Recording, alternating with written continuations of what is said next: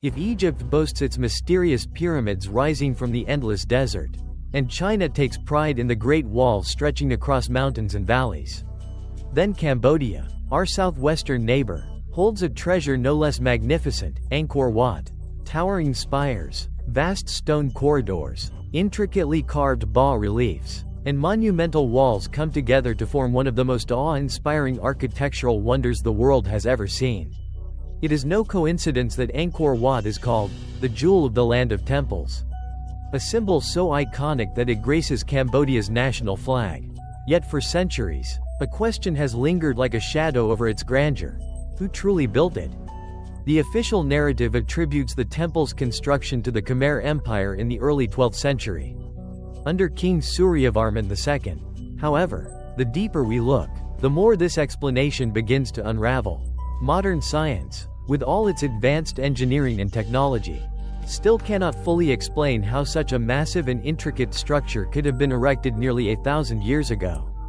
How did the ancient builders quarry, transport, and assemble millions of tons of sandstone, some blocks weighing over a ton, with such precision and artistry?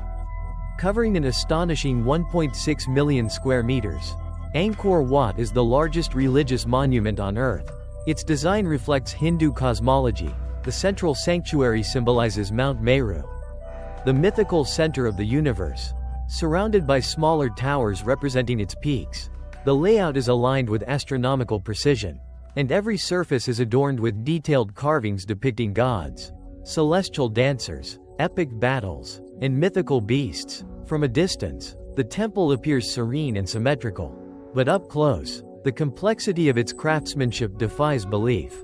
European explorers who first encountered Angkor Wat in the 16th and 19th centuries were stunned. Portuguese missionary Antonio da Madalena, visiting in 1586, described it as a construction of such extraordinary beauty that it is impossible to capture it in words. Yet he also noted that its style matched nothing else known at the time, as if it belonged to a different world entirely. As we stand before this colossal achievement, we are left with two possibilities: either the Khmer civilization possessed an advanced, now lost mastery of architecture and engineering, or Angkor Wat's origins reach back to an even older, more enigmatic civilization, one that might change everything we know about human history. The conventional history books tell us that Angkor Wat was built during the reign of King Suryavarman II in the early 1100s, taking an estimated 35 years to complete. The Khmer Empire, at its peak, was indeed powerful and influential, stretching across much of Southeast Asia. It is tempting to imagine armies of workers and artisans laboring tirelessly under royal command, carving their masterpiece out of the Cambodian jungle. But here's where the story begins to fray. Historians and archaeologists have long pointed out inconsistencies, details that simply don't fit the profile of a 12th century kingdom. Even at its height, one glaring issue is scale. Angkor Wat required over 10 million blocks of sandstone, each weighing up to 1.5 tons. These stones were quarried from the Kulin Mountains, roughly 80 kilometers away, without modern cranes, trucks, or even steel tools. Moving such colossal loads over such distances, through dense jungle and across rivers, is a feat that strains credibility. And then there is the artistry. The carvings on Angkor Wat are not merely decorative, they are exquisite works of micro-precision. Thousands of Aspara dancers are sculpted with unique facial expressions, hairstyles, and jewelry. No two are exactly alike. The joints between massive stone blocks are so tight that a blade cannot slip between them, despite centuries of weathering. Achieving this level of perfection today would require advanced stone-cutting machinery. How could it have been done with 12th century technology? Early foreign visitors sensed something extraordinary. In 1586, Portuguese missionary Antonio da Madalena described the temple's beauty as greater than any building left to us by Greece or Rome. By the mid-19th century, when French naturalist Henri Mouhot stumbled upon it deep in the Cambodian jungle, he too expressed disbelief that the Khmer could have built it alone. To him, its style and scale seemed far older, belonging to a civilization long vanished. Compounding the mystery, archaeological evidence from the surrounding area does not align neatly with the supposed construction date. While Angkor Wat stands in near-perfect condition, Nearby structures, believed to be built only decades later, are crude, uneven, and already crumbling. It is as if two entirely different levels of skill existed within a very short span of time. If the same society built both, how could craftsmanship deteriorate so drastically in just a few generations? Even the imagery carved into Angkor Wat's walls raises unsettling questions. Alongside scenes from Hindu epics are depictions of animals that should have been unknown to the Khmer, such as the stegodon, an extinct elephant-like creature that vanished over 2 million years ago. There are also carvings that appear to represent the solar system, including planets not visible to the naked eye, like Neptune and Pluto, which were only discovered by modern astronomy in the last few centuries. These are not the sorts of details one can simply explain away as coincidence. One theory, controversial but persistent, is that Angkor Wat predates the Khmer Empire entirely. According to this view, the temple may have been inherited, restored, or repurposed by the Khmer, who added their own touches but did not create it from scratch. This would explain the skill gap between Angkor Wat and later structures, as well as the presence of knowledge and techniques that seem anachronistic for the medieval period.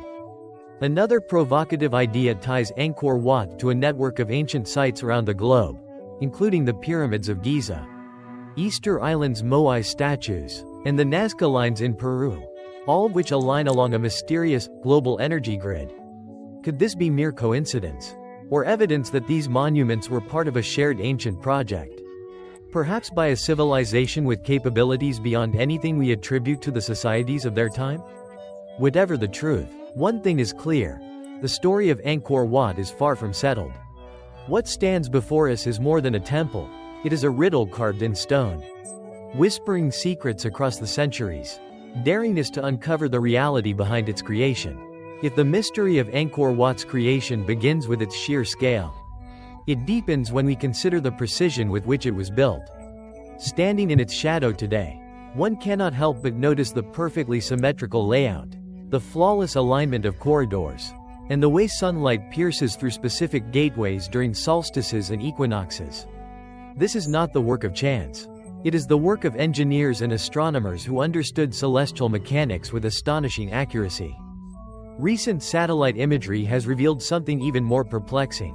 Beneath the surrounding jungle, hidden for centuries under layers of soil and vegetation, lies an intricate network of canals, reservoirs, and causeways that form a vast, geometric hydrological system. This water city was not only functional, managing seasonal flooding and irrigation, but also seems to have been deliberately designed to mirror astronomical patterns, a blend of engineering and cosmology on a monumental scale. Some researchers, using lidar, light detection and ranging technology, have found traces of older foundations beneath Angkor Wat, suggesting that the site may have been occupied, and possibly built upon, long before the Khmer Empire's supposed construction period. This supports the controversial theory that the Khmer may have inherited an already ancient structure, then adapted it for their purposes. Moving from structure to material, the sandstone blocks used in Angkor Wat are another riddle. These stones, quarried from the Kulin Mountains over 80 kilometers away, would have required not just immense manpower, but a transport system capable of moving millions of tons of stone through swampy terrain and across rivers. Even today, moving such loads without modern machinery would be nearly impossible on the same timescale. Archaeologists have proposed that the Khmer used rafts and canals to float the blocks downstream. But this explanation runs into problems, namely, the sheer number of stones and the logistical nightmare of precisely shaping and fitting them on site without cranes or steel tools. What's more, the joints between many blocks are so perfectly cut that they do not require mortar. The stones lock together with interlocking notches, an ancient engineering technique also seen in Inca masonry in Peru. This raises the unsettling question: how did two cultures, separated by oceans and millennia, develop such similar precision cutting techniques? Is this simply an example of convergent innovation, or does it hint at a lost global knowledge network? Another puzzle lies in the erosion patterns. Many of Angkor Wat's carvings are still sharp and clear despite being nearly 900 years old, while others, supposedly from the same period, are heavily weathered. This uneven wear has led some to speculate that certain sections are far older than others, the better preserved ones possibly being younger additions by the Khmer, layered over a much older, more ancient foundation. Modern physics and engineering analyses add to the intrigue. Structural studies show that the temple's central tower exerts an enormous load on its base. Yet the foundation remains remarkably stable, even in an area prone to flooding. This suggests an understanding of soil mechanics and weight distribution well beyond what medieval builders are typically credited with. Some engineers have even speculated that advanced surveying tools, possibly similar to modern theodolites, would have been required to achieve such flawless symmetry over vast distances. And then there's the astronomical alignment. Angkor Wat is precisely oriented to the west, unusual for a Hindu temple, which typically faces east. Some scholars argue that this orientation has ritual significance, relating to the setting sun and the god Vishnu. Others point to the possibility that the temple was designed as a kind of star map, aligning with the constellation Draco as it appeared thousands of years ago, long before the Khmer Empire. If true, this would push the site's origins back far beyond the 12th century. Even the bas-reliefs, those intricately carved panels that line the temple walls, contain oddities. In addition to mythological scenes, they appear to depict complex astronomical events, such as solar eclipses and planetary alignments, which would have required centuries of recorded observation to predict. Some carvings even seem to match star patterns as seen in precession cycles, hinting at knowledge of celestial shifts that occur over tens of thousands of years. The deeper one looks, the more the official story struggles to hold together. The Khmer Empire's builders were undoubtedly skilled, but the combination of architectural perfection, astronomical precision, and unexplained anachronisms suggests either an extraordinary leap in technological capability, or that they were building upon something far older, created by a civilization whose identity is lost to history. This is where the mystery takes a more speculative turn. Some theorists propose that Angkor Wat's original builders could have been part of a seafaring global culture that existed before recorded history, perhaps the same culture that left behind other megalithic wonders around the world. Others go even further, suggesting contact with an advanced non-human intelligence, citing the temple's apparent astronomical sophistication as evidence. Mainstream scholars tend to dismiss these ideas, attributing the anomalies to misinterpretation or coincidence. But for those who stand before Angkor Wat, staring up at its towering spires and feeling the almost palpable sense of timelessness it exudes, the questions remain: how much of what we think we know is true, and how much has been lost, buried beneath the sands of time, waiting to be rediscovered? Whatever the answer, Angkor Wat is not just a relic of the past. It is a reminder that human history is far more complex, and far more mysterious, than our textbooks allow. The deeper we investigate Angkor Wat's engineering puzzles, the more it begins to resemble a thread in a much larger tapestry, one that stretches across continents and spans thousands of years. It is not alone in its combination of massive scale, architectural precision, and astronomical alignment. From the deserts of Egypt to the high plateaus of Peru, from the stone circles of Britain to the submerged ruins off Japan's Yonaguni coast, a strange pattern emerges. Civilizations, separated by oceans and eras, appear to have mastered similar feats of construction and cosmic orientation. Consider the Great Pyramid of Giza. Like Angkor Wat, it aligns precisely to the cardinal points and encodes astronomical information within its dimensions. Its construction, too, involves multi-ton stone blocks transported from distant quarries, assembled with precision so fine that modern engineers still debate the methods. Moving halfway around the world, the megalithic fortress of Sacsayhuaman in Peru displays interlocking stonework so tight that even a razor blade cannot fit between the blocks, an uncanny echo of Angkor Wat's seamless joints. The parallels raise an uncomfortable question. How did cultures with no known contact develop such similar engineering techniques?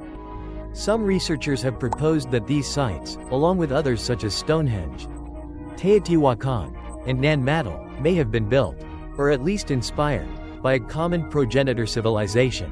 This hypothetical culture, sometimes referred to as a mother civilization, could have existed long before our recorded history, leaving behind architectural fingerprints in the form of megaliths, sacred geometry, and celestial alignments. Angkor Wat fits neatly into this framework. Its orientation to the west, its suspected alignment with the constellation Draco, and its intricate water management system all suggest a mastery of astronomy, mathematics, and environmental engineering that matches, and in some cases surpasses, what is found at these other sites.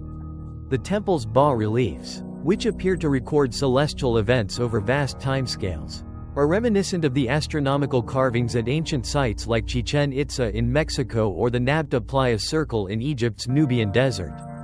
One of the most intriguing connections is a numerical one, when the layout of Angkor Wat is measured and compared to the positions of certain key features. The ratios appear to match the precessional cycle of Earth's axis, a slow wobble that takes roughly 26.000 years to complete.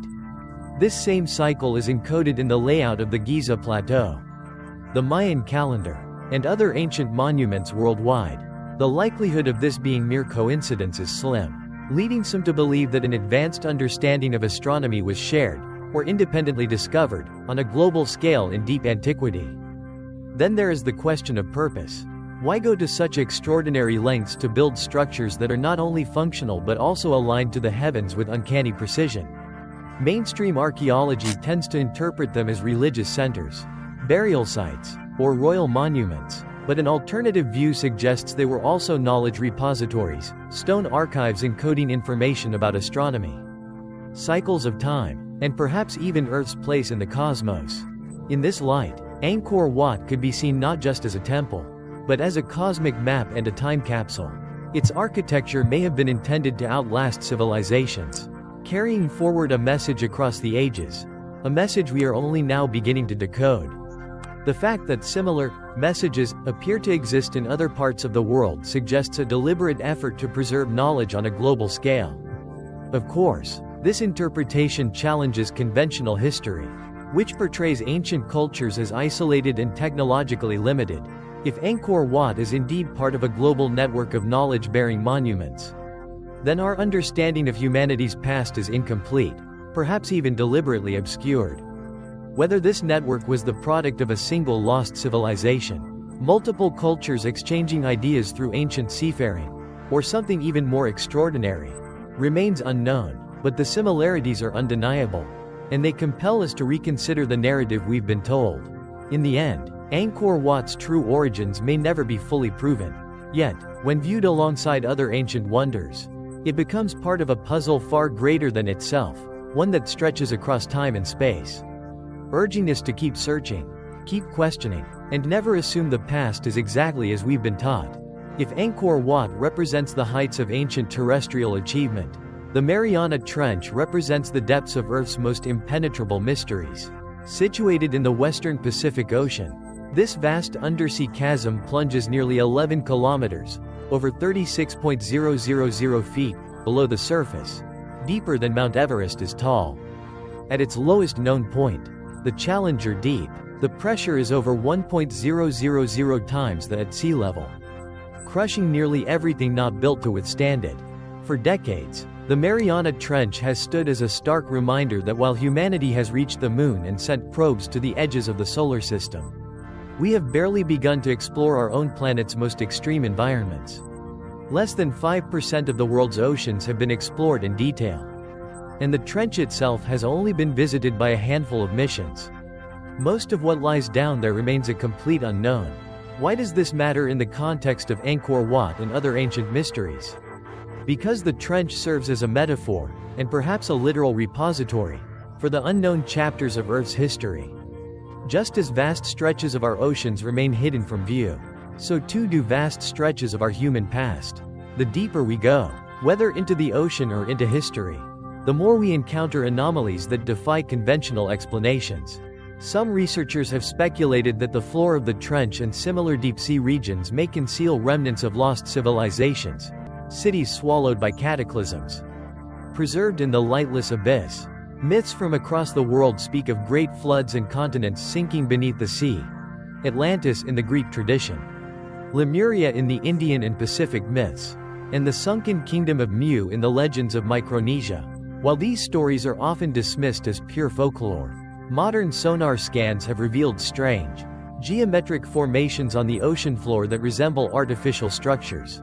What makes the Mariana Trench particularly intriguing is its position along the Pacific Ring of Fire, an area prone to massive tectonic shifts, earthquakes, and volcanic activity. Such geological violence could easily destroy or bury evidence of human habitation, or, in some cases, preserve it beneath layers of sediment. If an ancient seafaring culture did exist, the trench and its surrounding slopes might be the final resting place of its monuments and artifacts. But even if no human-made structures are hidden there, the trench could still hold secrets that would rewrite our understanding of life itself. Extremophiles, organisms that thrive in the crushing pressure, near freezing temperatures, and total darkness, challenge our assumptions about where and how life can exist. Some scientists believe studying these life forms could offer clues about extraterrestrial biology, particularly on icy moons like Europa and Enceladus, which may have similar deep ocean environments beneath their frozen crusts. This connection brings us back to the idea of ancient knowledge encoded in monuments like Angkor Wat. If ancient civilizations possessed advanced astronomical and engineering skills, could they also have understood more about the oceans than we give them credit for? Some of Angkor Wat's intricate bas-reliefs depict vast bodies of water, mythical sea creatures, and celestial navigation, perhaps hinting that the builders were not only land-based architects but also explorers of the seas.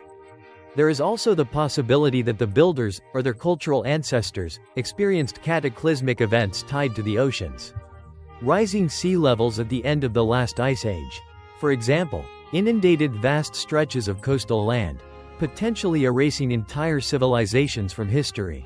The Mariana Trench, while far from those ancient shorelines, stands as a geological reminder of the Earth's capacity for sudden and profound change. The psychological parallel is striking. In both archaeology and oceanography, we are drawn to the edges of the known, the thresholds where mystery outweighs certainty. Angkor Wat challenges us to explain its origin, purpose, and technical mastery. The Mariana Trench challenges us to descend into an alien environment on our own planet. Both compel us to confront how much we don't know. What's most unsettling is the realization that our ignorance is not simply due to a lack of technology or funding. In some cases, it's because mysteries are inconvenient.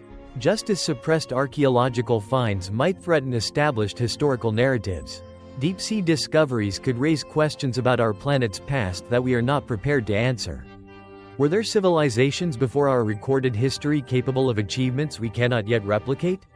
Did catastrophic events erase most traces of them, leaving only whispers in myth and anomalies in stone?